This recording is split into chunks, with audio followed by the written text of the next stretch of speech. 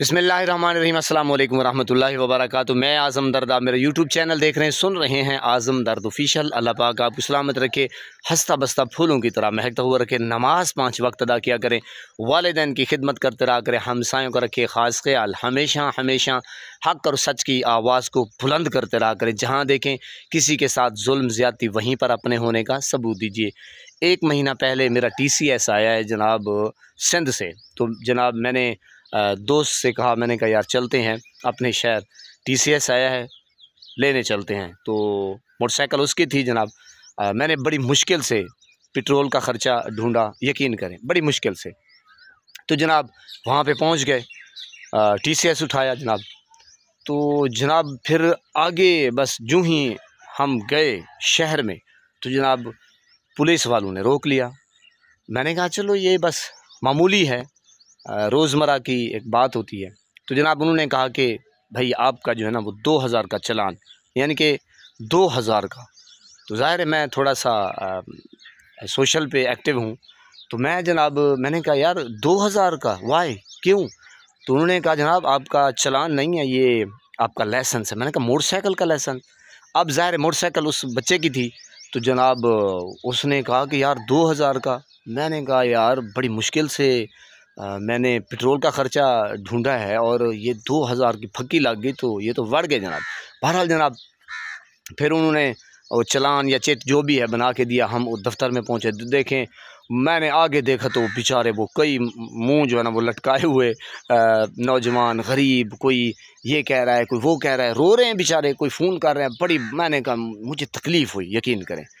तो मैं जब अपनी पोजीशन उनको बताने लगा, मैंने कहा सर ये क्या मामला चल रहा है, आप ये क्या कर रहे हैं? मैं दफ़्तर में था, तो सारी पुलिस बैठी थी। मैंने कहा सर हमारे पास तो इस वक्त पैसे नहीं हैं, बड़ी मुश्किल से आटा लेने के पैसे नहीं है जनाब, जो शाम को रोज़मर्रा की चीज़ें होती हैं वो पैसे नहीं, तो हम 2000 कहाँ से दें?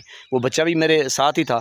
तो उन्होंने कहा ओए ओए तकरीबकारी करना है, चुको इनू बाहर फेंको, थाने च तुन्नो इनू, चुप कर, खामोश हो जा। मैं जनाब खामोश हो गया। मेरे साथ और भी बंदे बैठे थे। मैंने कहा अच्छा क्या करें? तो दिल में जनाब वो एक जज्बा, और मैंने कहा यार ये सारे इकट्ठे हो जाएं, पावर ज़्यादा हो जाएगी। बहरहाल जनाब मैंने फिर टाइम काफ़ी हो गया, ज़ुहर की नमाज़ अदा करनी थी। मैं नमाज़ अदा करने के लिए वहाँ पे गया, तो मैंने उस बच्चे को कहा, मैंने कहा मैं बस आ जाता हूँ। फिर मैं जब वापसी आया तो उस बच्चे ने मुझे बाहर ही रोक दिया। उसने कहा कि यार वो जो हमारे साथ बैठे थे। मैंने कहा हाँ। तो उन्होंने कहा कि उसने भी ऐसी बातें की है, उसको पकड़ के जनाब थाने बंद करके आ गए। मैंने कहा अच्छा। तो फिर देखें ये जब बात करते हैं, यानी कि अपनी हक़ की बात करते हैं, तो ये बेगैरत किस्म के लोग। फिर मैं जब गालियाँ देता हूँ निज़ाम को, तो ये कहते हैं आज़म भैया आप गालियाँ देते हैं। ओ भाई इतना जुल्म करते हैं, इतना जुल्म बढ़ रहा है कि सच नाम, मैंने कहा वो तो ख़त्म होता जा रहा है। आवाज़ तो आ रही है ना इक्का दुक्का, अवाम भी खामोश तमाशाई बन के वो देख रही है। तो देखें जो भी आवाज़ उठाता है वो कहते हैं ये तखरीबकारी है, सच की बात करता है। अब 2000 का चालान, मोटरसाइकिल का चालान नहीं, यानी कि वो लाइसेंस।